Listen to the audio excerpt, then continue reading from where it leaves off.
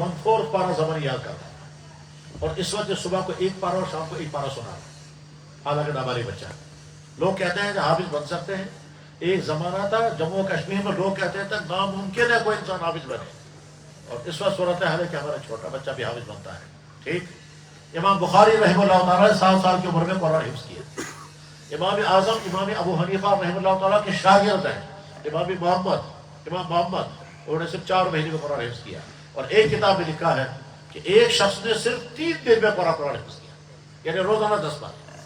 और हमारे बुजुर्गों में गुजरे हज़रत मौलाना कासिम नौरोजी रहमतुल्लाह ताला, वो सफर कर रहे थे मक्का शरीफ का, रमजान समुद्री जहाज में बैठे, रमजान का चांद नजर आ गया, मक्का के लिए सफर कर रहे हैं। उनके जो पीर थे उन्होंने कहा मौलवी कासिम तरावी कौन पढ़ाएगा? उन्होंने कहा हजरत हाफिज तो है ही नहीं साथ में, तो कैसे तरावी होगी?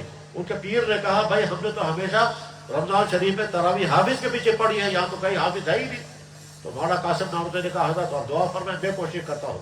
सुबह से लेकर शाम तक 1 पारा पढ़ते याद करते थे, शाम को तरावी पढ़ाते थे। 1 महीने के अंदर पूरा कुरान हिफ्ज़ किया। बहरहाल बहुत मुबारक इस बच्चे को, बहुत मुबारक इस बच्चे के वालिदैन को, बहुत मुबारक इस बच्चे के उस्तादों को, बहुत ही मुबारक इस मदरसे को और यहाँ के इलाके के लोगों को। इतने छोटे बच्चे को अल्लाह ताला शान कुरान की दौलत अता फरमाई। अब अल्लाह इस बच्चे की हिफाजत फरमाए नजर बद से, और अल्लाह हिफाजत फरमाए इस बच्चे को किब्र आने से, और अल्लाह हिफाजत फरमाए इस बच्चे को शैतान के वर्गलाने से, और अल्लाह हिफाजत फरमाए बच्चे के वालिदैन को, तो वो फख्र करने लगे हमारा बेटा कुछ है, और ये कुछ करते करते बच्चा बर्बाद न हो जाए, और ये भी खतरा रहता है। बहुत मुबारक। मुफ्ती साहब,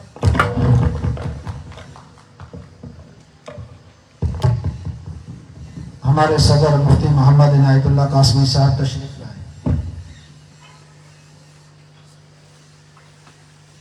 कारी तारिक साहब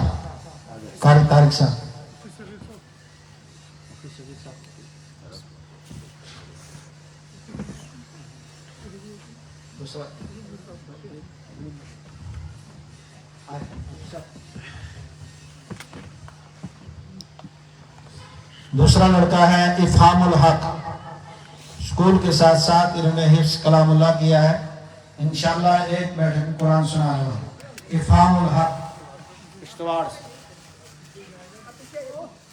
एक बैठक का मतलब होता है जब बच्चे को बिठाते हैं कुरान पढ़ना शुरू कर दो, और ये बच्चा कुरान पढ़ना शुरू करता है, बीच में अगर वजू की जरूरत पड़ेगी तो वजू करने जाएगा, और बीच में अगर नमाज का वक्त आएगा तो नमाज पढ़ने जाएगा, और उस वक्त वापस आकर पढ़ना शुरू करेगा, और एंड तब करेगा कि जब कुरान खत्म हो जाए।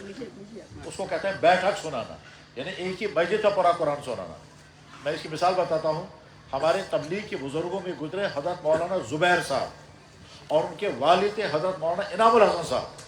मौलाना जुबैर साहब ने कुरान करीम मुकम्मल किया, फिर वो वापस निज़ामुद्दीन पहुँचे तो उनके वालिद ने हजरत मौलाना इनामुल हसन साहब ने फरमाया मौलवी जुबैर कुरान तो तुम सुना चुके, यहाँ भी हमने तरावी मुकम्मल की, आज आखिरी रमज़ान है, आज रात को क्या सुनाओगे?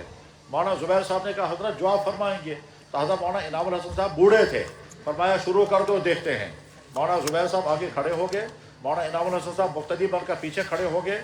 इशा के बाद तरावी शुरू हुई। एक रकात में 30 पारे पढ़े। कुल बिरबिल फलक पर जाकर के पहला रुकू किया, और दूसरी रकात में कुल बिरबिल नास पढ़ा, सलाम फेरा, तो देखा कि वहाँ निज़ामुद्दीन के सारे लोग जो है वो सहरी खा चुके हैं, तो ये 2 आदमी बाकी रह गए थे।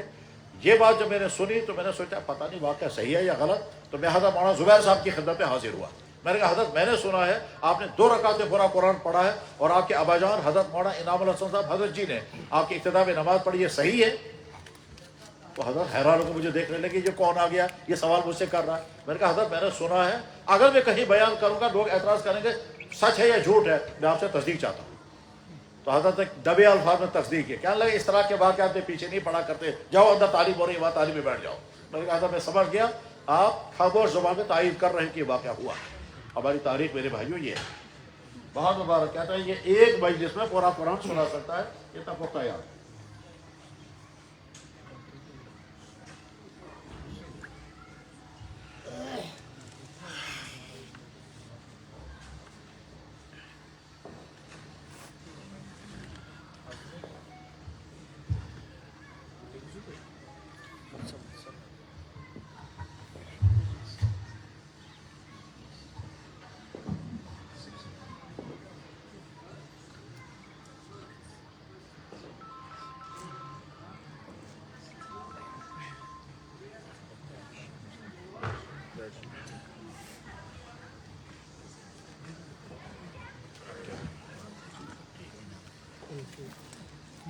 دونوں کے